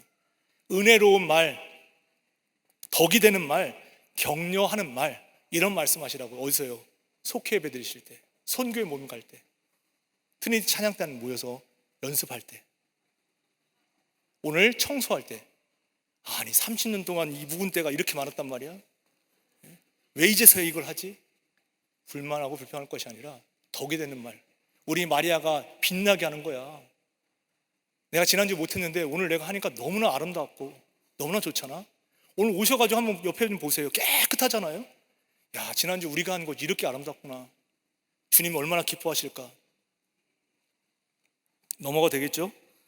5장 1절 6절입니다 거짓의 유혹으로부터 자신을 지키도록 말해요. 2절 말씀 보시면 근신을 지키며 내 입술로 지식을 지키도록 하라. 분별력을 가지라는 말과 함께 입술로 지식을 굳게 지켜야 된다. 거짓 교훈의 유혹에 넘어가지 않으려면 어떻게 될까요? 말씀에 창념하세요. 말씀에 집중하세요. 말씀만 들으세요. 하하가 어떻게 꼬임받았어요? 하나님 같을까? 하나님 같이 될 이유가 뭐가 있어요? 완전 풀 옵션으로 다 꾸며져 있었는데요. AS 받을 일이 없는데요. 다 완벽한데요. 거기다가 하나님 같을까 하노라고 하는 거기에 넘어가잖아요. 그렇게 하지 말라는 거예요. 예수님 보세요. 공생활동 하시기 전에 금식 기도할 때 사단에 와서 뭐라고 꼬여요? 마귀가 예수님 시험해요. 그때 뭘로 하세요? 말씀하셨으되 말씀으로 이겨내신다고요. 말씀 위에 서는 자, 유혹과 거짓 가르침에 흔들림 없어요. 말씀 위에 서세요. 주의 말씀이 기초가 되시라고요. 똑같은 집을 줘도 창수가 나면 모래에 지은 집은 무너지게 돼 있어요. 그러나 반석 위에, 기초가 든든한 위에 집은 지은 것은 무너지지 않아요. 집을 얼마짜리로 어떻게 지었느냐가 관점이 아니고 모래 위에 집을 지었느냐, 반석 위에 집을 지었느냐, 기초가 무엇이냐. 말씀이 기초가 되시면 절대 흔들리지 않아요. 세상이 기초가 되면 흔들릴 수밖에 없어요. 모로코 보세요. 120년 만에 아프리카 처음으로 저렇게 크게 지진 났다 그러는데 위에서 기도할 일이지만 하나님 저 땅도, 저 이슬람권도 말씀 위에 서게 해주세요. 이렇게 기도해 줄 수 있길 간절히 원합니다. 죄의 유혹은 나중에는 쑥과 같이 쓰게 된다 그랬어요. 여기 두 가지가 나오는데 쑥과 같이 쓰고 두 날 가진 칼날같이 날카롭다라고 표현하죠. 4절에. 죄는요 처음에는 꿀같이 달아서 매력적이래요. 매혹적이에요. 좋은 것처럼 보여요. 그러나 결국은 어떻게 돼요? 죄의 삭은 사망일 될 수밖에 없어요. 꿀같이 달아도 결국 사망한다는 거예요. 성적 유혹자와 완전한 단절을 촉구하는 것이 7절 8절이에요. 너의 길을 그에게서, 음료에게서 멀리하라. 그의 집 문에도 가까이 가지 마라. 나는 믿음으로 무장해서 이겨낼 거야. 그렇게 하지 마시고, 호기 부리지 마시고 가까이 가지도 말라는 거예요. 처음부터 가까이 하지 말 것을 얘기하죠. 그래서 유혹에 넘어지지 않기 위해서 악을 어떻게 해요? 처음부터 가까이 하지 마십시오. 그런 말 있잖아요. 친구 따라 강남 간다 그러는데요. 강남, 여기가 강남이 아니고 거기 강남은 강 남쪽, 중국의 강 남쪽을 말하는데 친구 따라 트리니티 간다, 친구 따라 속회 간다, 친구 따라 예배 드리러 간다, 이렇게 말씀해 주시면 얼마나 좋을까요? 악한 것은 가까이 하지도 마세요. 저요, 우리가요. 악은 그 모양도 취하지 마라. 그래서 악은 데살로니가전서 5장에서 어떤 모양이라도 버리라. 근처에 두지 마시라는 거예요. 단지 악에 물들지 말아가 아니라 생명을 안전하게 지키기 위해서는 악한 것과 교류하지 말아라. 악을 버리고 선을 행하며 화평을 조차 따를지어다 그래요. 악을 버리고 선을 행하고 화평을 쫓아가라. 그게 우리가 생명을 지킬 수 있는 일이에요. 이제 악한 자를 따라가게 되면 불행이 닥치는데, 그걸 갖다가 여기 9절의 말씀에는 두렵건대 너의 존영이 남에게 잃어버리게 되고 너의 수완이 잔인한 자에게 빼앗게 될까 염려하다. 존영이, 수완이 남에게 빼앗긴대요. 그러니까 젊은 날을 성실하게 살아야만, 오늘을 살아야만 내일이라고 하는 복된 역사가 있어요. 디모데후서 2장 20절, 너는 청년의 정욕을 피하고 주를 깨끗한 마음으로 부르는 자들과 함께, 트리니티 같이 듣는 사람들과 함께, 찬양팀과 함께 의와 믿음과 사랑과 화평을 따르라. 누구하고 함께 해야 돼요? 선한 사람하고, 하나님 기뻐하는 사람들하고 함께 하셔야 돼요. 여기 오면 최소한 은혜가 되잖아요. 트리니티 성서대학원 오면 은혜 안 되세요? 안 되세요? 저는 최소한 트리니티 시작되기 전에 찬양팀을 통해서 은혜 받아요. 얼마나 감사한지 몰라요. 이곳에 오면 그렇다는 거예요. 여러분, 제일 우매한 자가 누구냐면 후회하는 사람이에요. 내가 젊었을 때 그렇게 할 걸, 내가 트리니티 성서대학원 들을 걸, 그때 시키는 것 좀 할 걸, 이 후회하는 사람. 후회하지 않는 사람이 복된 사람이에요. 후회하지 마세요. 미련한 자가 후회하는 사람이라니까요. 한 번 죽는 것은 사람에게 정한 이치라고 그러죠. 히브리서 9장에서. 그 다음에 뭐가 있어요? 심판이 있을 것이다. 이거는 내가 좋고 싫고가 아니에요. 하나님이 정한 이치라니까요. 내가 하나님 앞에 부름받는 날이 와요. 그리고 그곳에 가서 하나님 앞에 서게 돼요. 그때 후회하지 마시고 떳떳하게, 주님 저 왔습니다, 불법을 행하는 자야, 내가 너를 도무지 알지 못한다, 이러면 정말 억울하잖아요. 내가 광림교회 40년 다녔는데요, 내가 광림교회 장로인데요, 내가 목사였는데요, 내가 광림교회 부목사였어요. 아시죠? 너 나 몰라 그러면 어떻게 하시겠어요? 오직 세상의 쾌락과 만족만을 추구하지 마시고 마지막 때를 준비하세요. 마지막 때, 주님 부르실 때, 주님 부르실 때가 반드시 와요. 싫어도 좋아도 온다니까요. 어쩌면 점점점 가까이 오고 있어요. 내일이 될지 내년이 될지 10년 후가 될지 모르지만 반드시 오게 될 때, 마지막 때를 준비하는 지혜로운 자가 되기를 간절히 원합니다. 15절부터 20절에는 이제 부부관계를 얘기하는데요, 15절 보시면 너는 내 우물에서 물을 마시며 내 샘에서 흐르는 물을 마시라. 여기 우물과 물에 대해서 얘기하죠. 샘에 대해서 얘기하잖아요. 여기 아내를 비유할 때 우물과 샘으로 비유하고 있어요. 여긴 대부분 여자분이니까 그럼 여기서 남편을 얘기할 때도 그렇게 적용해 보세요. 내 남편이 우물이고 샘이다. 가장 소중한 걸 얘기하는데 그 소중한 것을 남에게 빼앗기고 공유하지 말고 내가 가져라. 하나님께서 아담을 위해서 그 아내를, 사화를 창조했을 때 뭐라고 했어요? 서로 기뻐하고 즐거워하라. 그래서 부부를 맺게 하신 거예요. 그러니까 부부관계는 하나님의 은혜의 선물이에요. 그 선물을 남과 나누지 말라는 얘기예요. 간음하지 말라는 얘기잖아요. 소중하고 귀한 것 남용하지 말래요. 성에 대해서 성 정체성 분명하셔야 돼요. 남성 여성 외에는 없어요. 죄송한 말씀이지만 없어요. 하나님 그렇게 정하셨잖아요. 하나님 정하셨는데 얘도 되고 쟤도 되고 이것도 되고 저것도 되고 그런 법 없다니까요. 그래서 차별금지법 같은 악법이 제정돼서는 안 된다는 거예요. 오늘 갑자기 내 딸이 데려오는데 어떤 예쁜 여자를 데려갖고 엄마 나 얘하고 결혼할 거야. 아이고 잘됐다 이렇게 하시겠어요? 남의 얘기가 아니라고요. 그것을 제가 아니라고 말할 때, 지적했을 때 그분이 누군가 저를 인신폭력 당했다가 고소를 하면 제가 재판받게 돼 있다니까요. 이게 악법이에요. 이게 독소조항이라고요. 설교 시간에 그 얘기하지 말래요. 성 정체성 남성 외 여성 외에 없다고 하는 걸 말하지 말래요. 할 거예요. 둘 중에 하나밖에 없어요. 그건 내 기분에 따라 살아가는 게 아니라 하나님 말씀에 따라 살아가시는 거예요. 남성을 여성을 지으시고 서로 기뻐하고 즐거워하게, 가정을 지키라고. 타인의 우물을 탐내지 마세요. 저 사람 괜찮다 하고 싶은 말씀이 있어요. 살아봐 그런가 진짜. 저 사람 참 멋지게 생겼다. 내 남편이 내 아내가 저랬으면 살아봐. 21절 23절 말씀입니다. 21절 볼까요? 대저 사람의 길은 여호와의 눈앞에 있나니. 우리의 길이 어디에 있다고요? 하나님 눈에 있어요. 그가 그 사람의 모든 길을 평탄하게 하시느니라. 하나님이 우리에게 그렇게 하신대요. 하나님 시퍼렇게 눈 뜨고 우리를 다 보고 계세요. 오늘 트리니티 왔는지 안 왔는지 보신다니까요. 그래서 하나님 앞에 잘 하셔야 돼요. 하나님 두려워하시길 간절히 원합니다. 신랑된 그리스도와 신부된 교회의 신비한 신성한 연합을 얘기하고 있어요. 그리스도와 교회에 대해서 말한다니까요. 예수님과 우리에 대해서 말해요. 그 연합을 지키라는 거죠. 그래서 성이라고 하는 것은 결국 거룩성과 순결성을 지켜야 돼요. 거룩과 순결. 남녀의 성관계는 그만큼 순결해야 돼요. 자녀들에게 가르쳐 주세요. 성경은요, 하나님과 이스라엘 관계를 부부의 관계로 말씀하세요. 내 신랑, 내 아내. 그리스도와 교회의 관계를 신랑과 신부의 관계로 한다고요. 신랑이 신부를 기뻐한 같이 내가 너희를 기뻐하리라. 이게 우리에게 주신 말씀이에요. 오늘 트리니티 나왔구나. 신랑이 신부를 기뻐함 같이. 교회 결혼할 때 저기 그 신부 대기실에 가면 막 입이 찢어지라고 막 좋아해요.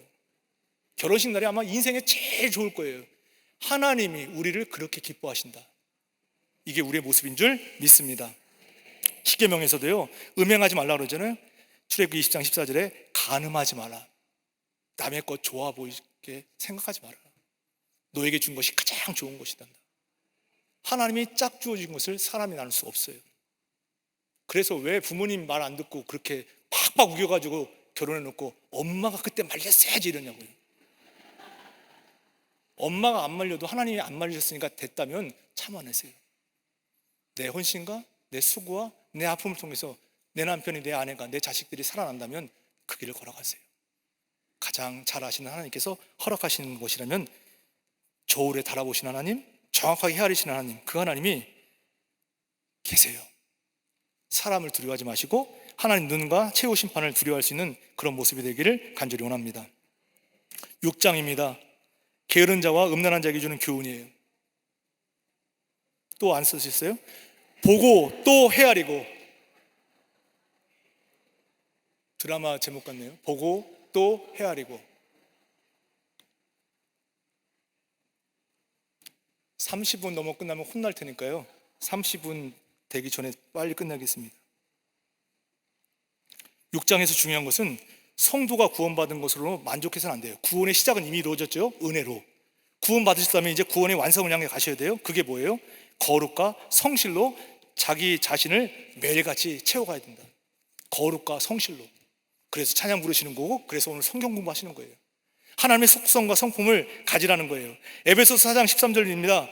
하나님의 아들을 믿는 것과 아는 일에 하나가 되어 그리스도의 장성한 분량이 충만되리라.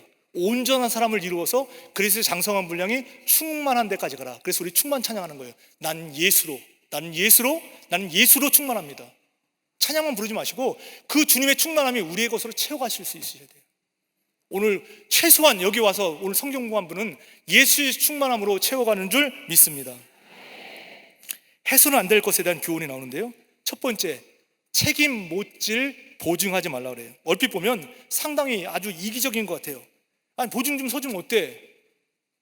절대 쓰지 마세요 이렇게 얘기하는데, 만약 그렇게 했다면 어떻게든 취소하라는 얘기도 해요. 그런데 이건 무조건 그 말하는 것이 아니라 책임 못질 보증에 대한 교훈이에요. 책임 못질. 얽혔다, 잡히게 되었다, 빠졌다라고 하는 표현이 나오잖아요. 책임질 능력도 없으면서 보증 담보를 하는 행위는 나도 또 남도 망치는 일이다라고 하는 거예요. 책임질. 돈이 있으면 그냥 주세요. 이자 받고 남에게 하려고 하지 말고 주세요. 내가 책임질 그런 능력이 없으면 못하는 거예요. 책임질 능력도 없는데 보증 섰다, 그래서 망했다, 나와 남도 망하게 하는 거라는 거예요. 그럴 때 올무에서 벗어나게 해야 된다. 약속의 신뢰성을 제고하라는 의미죠.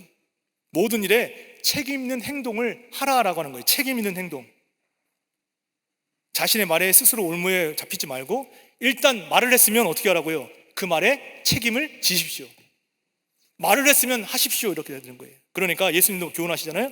할 수 있으면 예하고, 할 수 없으면 아니요. 예와 아니고가 명명백백해야 된다는 거예요. 삶이 단순 명쾌해야 돼요. 결코 헛되거나 과장하거나 거짓해서는 안 된다는 거예요. 혹시 내가 말했는데 실수가 있다면 바로 시인하세요. 그리고 용서를 구하고 새가 그물에서 벗어나 달아나듯이 올무와 그 빚의 상황에서 벗어나십시오. 이렇게 되는 거예요. 그게 바로 우리의 진정한 올바른 사회생활입니다. 6절로 11절 말씀에 보면요, 게으르지 말아야 될 것을 말씀하세요. 9절에 게으른 자여 내가 어느 때까지 누워있겠느냐, 내가 어느 때에 잠에 깨어 일어나겠느냐. 게으르지 말라는 거잖아요. 게으름에 대한 경고예요. 게으름은 아무런 선을 이룰 수가 없어요. 모든 악의 근원이 되기 때문이에요. 하나님은 우리에게 수고하고 얼굴에 땀을 흘려야 된다고 말씀하셨는데 그 말씀을 위배하는 거예요. 하나님 말씀 듣지 않는 거라고요. 멸시하고 무시하는 거예요. 게으르지 마셔야 돼요. 이거는 약점으로 끝나는 게 아니라 하나님 앞에 벌받는, 징계받기에 마땅한 죄가 되는 거예요. 게으른 게 죄래요. 그걸 나중에 뭐라고 하죠? 그게 도적질하는 것보다 낫다는 거예요. 도적질이 더 낫다고 그렇게 얘기를 해요. 마땅한 죄다. 그래서 잠언 기자가 개미에게 가서 배우라라고 하잖아요. 개미에게 가서 그 하는 것을 보고 지혜를 얻으라. 하나님 참 놀라우신 분이에요. 개미를 보고도 배우래요. 우리 잘 되라고 하나님은 모든 환경 형편을 주시는 거예요. 오늘 트리니티 공부하러 오셨는데 배우세요. 배우고 가세요. 내가 저래야 되겠구나. 내가 달라져야겠구나. 오늘 가셔서 자기 왜 안 왔어? 그 목사님이 자기 보고 하는 말인데 자기가 들었어야 되는데 이러지 마시고요. 나보고 들으라는 말씀이에요. 7절 보시면요, 자발적으로 열심히 일하는 것을 배우래요. 자발적으로. 8절에는 미리미리 준비하는 지혜를 배우래요. 개미가 그러잖아요. 개미와 배짱이 얘기 아시잖아요. 일할 때 일하세요. 나중에 우리 찬송가에 나오잖아요. 일할 때 일하십시오. 일할 수 없는 밤이 속히 옵니다. 죄송하지만 지구장님, 선교장님, 속장님들 하라고 우리 선교구에서나 교구 전사님들이 말씀하시면 예하고 아멘으로 순종하세요. 내가 지금 30년째인데 내가 이렇게 나이가 많았고 또 합니까? 이러지 마시고요. 내년 되면 하고 싶어도 못할 때가 온다는 거예요. 할 수 있을 때 하세요. 좀 더 자자, 좀 더 졸자, 좀 더 눕자 이러지 마시고 좀 더 일찍 깨서 새벽기도에 나가자, 좀 더 일하자, 속장, 선교장 한 번 더 하자, 좀 더 땀을 흘려서 오늘 청소하자, 성전 캠페인 참석하자, 이렇게 해보세요. 한 번만 더 해보세요. 한 번 더 예배 나가자, 한 번 더 기도하자, 한 장 더 성경 읽자, 한 번 더 기도하자. 게으름이요 자꾸 우리를 부추겨요. 그거 다 한 거잖아. 성경 공부 내가 지금 나이가 80인데 그걸 또 해야 돼. 지금까지 계속 했던 건데. 사모님 보세요. 불량하지 말아야 될 것을 얘기했는데, 불량하다, 벨리야엘이라고 했는데 쓸모없다, 무익하다는 얘기예요. 아무런 쓸모가 없어요. 불량하지 말라는 얘기예요. 하나님 앞에도 쓸모가 없고 이웃에게도 쓸모가 없어요. 그것을, 그 행위 자체가 적그리스도적인 것이고, 그런 맥락에서 여기 아까 불량하다를 갖다가 히브리어로 벨리야알 이렇게 돼 있잖아요. 그걸 갖다가 헬라어로 보니까 여기 뭐라고 했어요? 벨리알. 그 벨리알이 누구예요? 고린도 후서 6장에 나오는 사단의 별명이에요. 벨리알. 그러니까 뭐라고요? 불량한 자가 되면, 양이 채워지지 않으면, 이 껍데기같이 살면요, 불량한 자가 되면 그게 벨리알이라는 거예요. 그 눈은 교만합니다. 그 혀는 거짓됩니다. 그 손은요 피를 흘리게 힘써요. 그 마음은 악을 꾀해요. 그 발은 악으로 달려가요. 사악한 혀로요 위증해요. 이게 벨리알이에요. 불량하다는 얘기예요. 마침내 어디로 가요? 영육의 패망에 이르게 돼요. 육신도 영혼도 망해요. 쓸모없고 유익한 사람이 절대 되지 않아요. 쓸모 있는 사람 되셔야 되는데, 선한 영향력의 사람 되셔야 되는데, 누군가를 살리고 세우는 역할을 감당하셔야 되는데 쓸모없는 자가 된다는 거예요. 쓸모 있는 자가 되기 위해서 어떻게 하셔야 돼요? 로마서 6장 말씀에 보면 너희 자신을 하나님께 드리며, 오늘 성전 캠페인 하시는 것도 하나님께 드리는 일이에요. 하나님께 드리며 너희 지체를 의의 무기로 하나님 앞에 드려라. 우리의 몸뚱아리를 드리래요. 마음과 생각만 드리는 게 아니라 우리 몸을 바치라. 성경 끝나고 청소하고 가세요. 지난주보다 더 깨끗해지셨잖아요. 내 마음도 청소하세요. 말씀과 기도 외에는 이런 유가 나갈 수 없다. 말씀 읽으세요. 기도하세요. 더러운 것들이 표출될 수밖에 없어요. 그게 마땅한 성도의 자세입니다. 그래서 우리의 눈은 겸손해야 되고요, 우리의 혀는 진실해야 되고, 우리의 손은 선을 행해야 되고, 우리의 발은 의를 이룰 수 있으셔야 돼요. 이게 마땅한, 당연히 해야 될 우리의 모습인 줄 믿습니다. 눈, 혀, 손, 발. 20절로 35절 말씀에 간음하지 말라. 이것이 너를 지켜 악한 여인에게 이방 여인의 혀로 호리는 말에 빠지지 않게 하리라. 지혜자가 누차 강조하죠. 간음에 대해서 지금 경계를 시켜요. 간음은요, 영혼을 파멸하게 하는 심각한 죄가 돼요. 심지어 도둑질하는 것이 간음하는 것보다 낫다 할 정도로 그렇게 얘기를 해요. 간음죄는 크고 그 결과가 심각하다. 반드시 자신을 파멸에 이르게 하고 만다. 그래서 우리 영적 간음도 중요하잖아요. 하나님 외에 사랑하는 모든 것은 다 우상 숭배예요. 뭐 하나 만들어 놓고, 이거 하나 만들어 놓고 이거에다 비나이다만 우상 숭배가 아니라 하나님을 대체할 수 있는 모든 것, 그게 돈이든지 그게 자녀이든지 그게 명예이든지 그 모든 것을 하나님보다 하나님 자리에 대체된다면 그것이 우상이라는 거예요. 그 영적 간음이에요. 그것 하지 말라고 말씀하세요. 그런데 왜 사람들은 계속해서 간음죄에 빠지게 될까요? 인간의 본능이 그렇게 가요. 인간의 본능의 욕구가 충동해요. 자꾸 자극해요. 이거 해라 저거 해라. 성경은 갈라디아서 5장 16절에 그래서 성령을 따라 행하라 그래요. 성령을 따라 행하면 성령의 소욕이 있고 육체의 소욕이 있는데 이 둘이 다투기 때문에 하나를 추구하면 하나를 따르지 않는데요. 성령을 쫓아 행하라 그럼 육체의 소욕을 따르지 않아요. 근데 반대로 육체의 소욕을 따라가면 성령을 쫓아갈 수가 없는 거예요. 그러니 성령을 따라 행하십시오. 성령의 열매를 맺으십시오 이렇게 나오는 거예요. 성령의 열매를 맺으라고 하지 않고요, 성령을 쫓아 행하십시오 그러면 자동적으로 자연적으로 성령의 열매가 맺혀집니다. 성령을 추구하세요. 육신의 영광을 이루지 말라는 거예요. 중요한 것, 하나님 명령을 지키세요. 그 법을 떠나지 않도록 그렇게 힘쓰세요. 하나님의 명령과 하나님 말씀만을 가지고 살아가세요. 하나님의 명령, 하나님의 말씀만.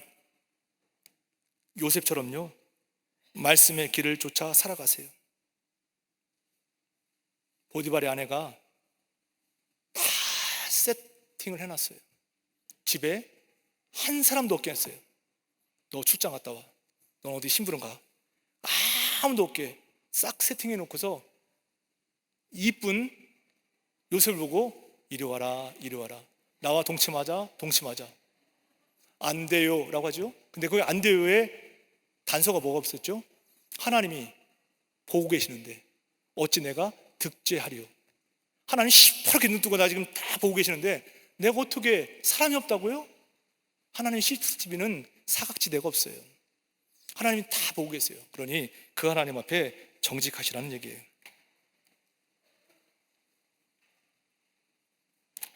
하지 말라는 것 하지 마세요.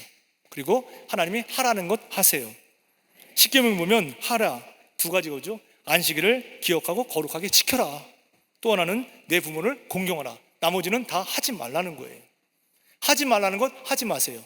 하라는 것 하세요. 그렇게 되게 기도하세요. 그리고 마음을 지키도록 하세요. 여기까지 하겠습니다. 이번 주 암송할 말씀은요, 잠언 4장 23절로 27절입니다. 잠언 4장 23절로 27절까지 말씀. 다음 주에도 암송자가 많아지기를 원합니다. 기도하겠습니다. 하나님 아버지 은혜를 감사드립니다.